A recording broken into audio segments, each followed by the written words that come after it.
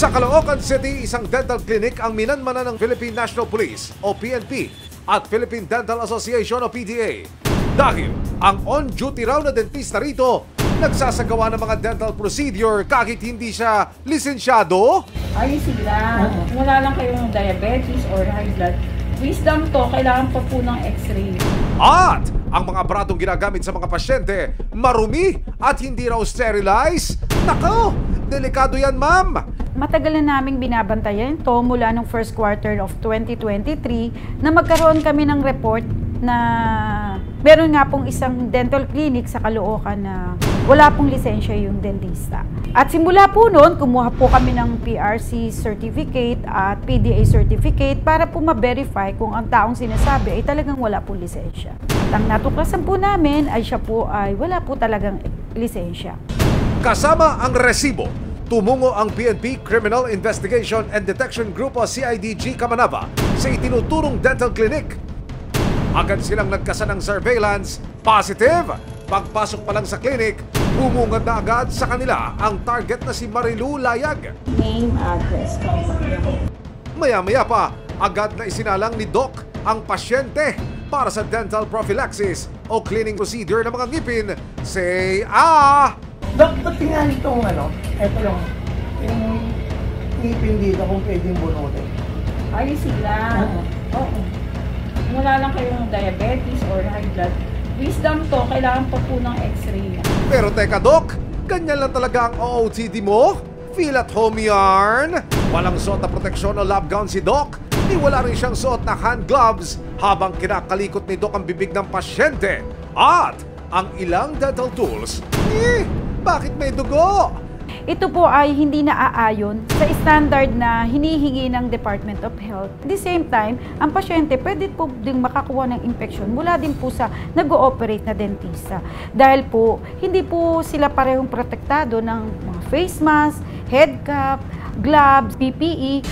Hindi pa man natatapos ang dental cleaning service ng pasyente, may iba pang pasyenteng nag-walk-in. Sila bantay? Magpapaklining din yata. Vet clinic din ba ito? Yung pong nilabag niya ay ang infection control po ng clinic. Ang mga hayop na hindi dapat nasa loob ng clinic, katulad po ng pusa, ng aso. So pag gumagala po sila, nakakakuha po sila ng bakterya sa labas at kung papasok naman sila sa loob ng dental clinic, dala-dala po nila yung bakterya na pwede pong mailipat sa pasyenteng ginagawa ng dentista. Matapos makumpirma ang iligal na pagsasagawa ng dental procedure sa pasyente, sunod namang sasalang ang isa pang asset ng mga operatiba at ang magiging hudyat para ma-uproot at tuluyang bunutin ng mga operatiba ang hindi lisensyadong dentista. Tatawag ang pasyenteng asset sa mga nakabang na operatiba sa labas ng dental clinic. Isang dental clinic sa Caloocan City na hindi lisensyado pero nagsasagawa ng mga dental procedure. Pagpasok ng mga operatiba, naabutan nilang si Doc Marilu pa rin ang nagsasagawa ng dental service sa pasyenteng asset. At nang tanungin kung meron siyang lisensya sa pagiging dentista, Taga-CIDG po kami. Lisensya kayo mag-dentist?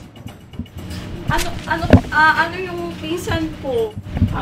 So ikaw, wala kang lisensya maggawa ng dental procedure. Meron, wala? Wala po. Wala po. Tawagin mo na yung pinsan ko. paglilinaw niya ang kanyang pinsan na lisensyadong dentistang may-ari ng dental clinic at assistant lang daw siya. Siya may-ari nito. Sino pong pangalan niya? Annalisa Del Rosario. Matagal ka nang nag-dentist? Ako. Pero wala akong lisensya? Kasi hindi nga ako kasi Sige po. Hindi niyo po alam na bawal mag-practice na walang lisensya?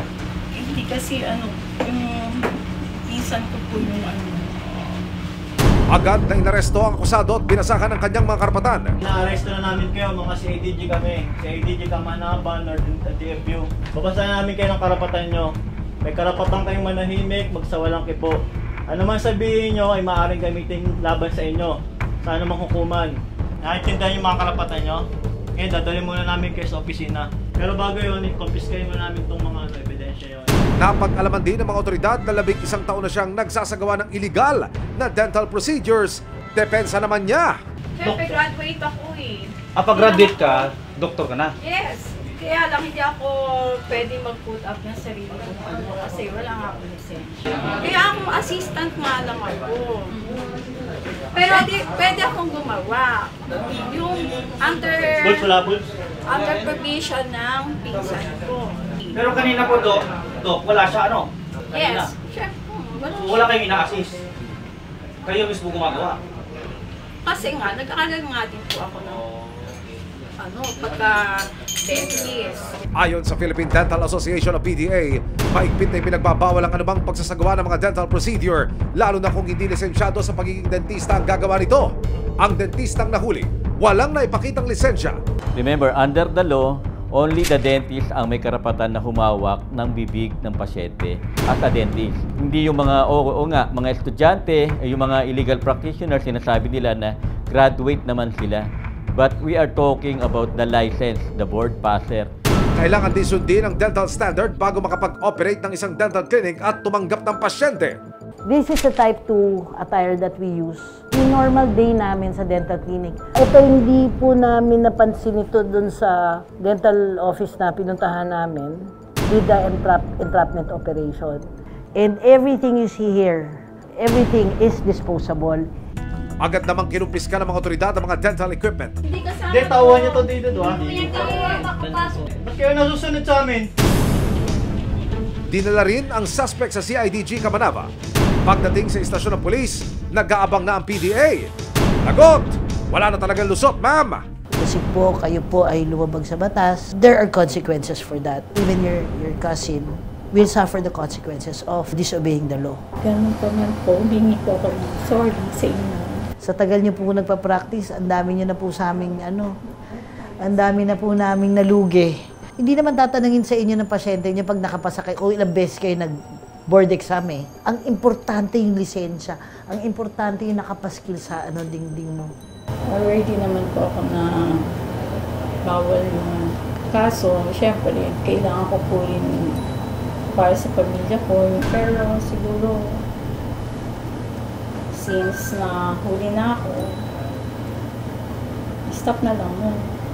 Stop na po. Sorry po. Tao na. Natuklasan din ng PDA at CIDG Kamanava ang iba pang modus ng pasabay na dentista dahil si Doc, paiba-iba rin pala ng pangalan. Sa kanyang ID, Marilu Anog ang ginagamit niya. Pero sa kanyang diploma na nakadisplay sa clinic, Marilu Layag. Ang gulo! Sino ka ba talaga dyan, doktora? Parang feeling ko, dinideceive niyo po yung mga tao dito. Mula nung nag-asawa ko, ang nilagay ko doon yung original na... Sino itong layag? Saan galing yung layag? This should be... Hindi, sinunod ko kasi yung birth certificate. Please do not do this to us. Kung ako sa inyo, I would rather that you tell the truth now. Tingnan nyo, everybody knew that you were this. Humingi rin kami ng sertifikasyon sa Professional Regulation Commission o PRC kung may lisensya si Marilu. At sa resibong ito, kumpirmadong walang lisensya ang nagpakilalang dentista. Pansamantala siyang ikinulong sa CIDG Kamanava at naharap ngayon sa kasong paglabag sa RA 9484 o the Philippine Dental Act of 2007. Sakaling mapatunayan ng korte na nagkasala, 200,000 hanggang 500,000 pesos o 5 taong pagkakakulong ang parusa. Sinampahan din siya ng kasong swindling o estafa dahil sa paiba-ibang pangalan na kanyang ginagamit. Tuturukan rin ng kaso ang sinasabing pinsan na may-ari ng dental clinic at pwede rin siyang mawalaan ng lisensya.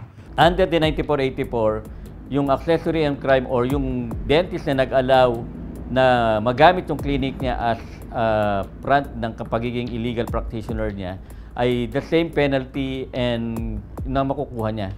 Both the penalty and the imprisonment.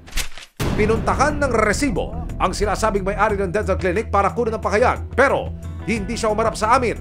Sa investigasyon ng mga otoridad, isang official receipt o OR ang inisyu ni Marilu Layag sa asset ng operatiba. Makikita sa resibong ito na nakapangalan sa isang Doktora Analisa del Rosario ang OR. Nakasaad din po sa resibong ito ang address ng dental clinic. Tayo po ay tumulak dito sa Leverisa Street sa Pasay para personal na makita ang klinika at makunan siya ng panig. Sa Channel 7 po kami, sa resibo po. Emil Sumangil po pangalan ko. Sa inyo, okupante niyo ho ba si Doktora Analisa del Rosario, yung dentista? May sadya lang ho kami. Ayan na yung gwardya. Palabas na yung gwardya. Titingnan natin kung haharap ba sa atin si Doktora para magpaliwanag doon sa ating naging police operation. Si Doktora po yung Ariam? Umalis po siya, sir. Pero dyan pa rin ba siya nakatira? Dito po, sir, pero hindi ko alam kung ano oras po siya balik eh. Okay. Maraming salamat po. Thank you. Nakakuha po ang ating team ng telepono ng dental clinic. Susubukan po natin itong tawagan.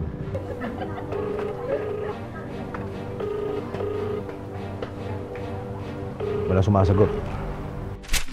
May paalala naman ng Philippine Dental Association sa mga hindi lisensyadong dentista na patuloy na nagsasagawa ng medical dental procedures. Ang Philippine Dental Association po ay seryoso sa aming campaign against illegal practice. Hindi po kami nagsasawa, hindi po kami napapagod na humuli ng mga illegal na nagsasagawa nito.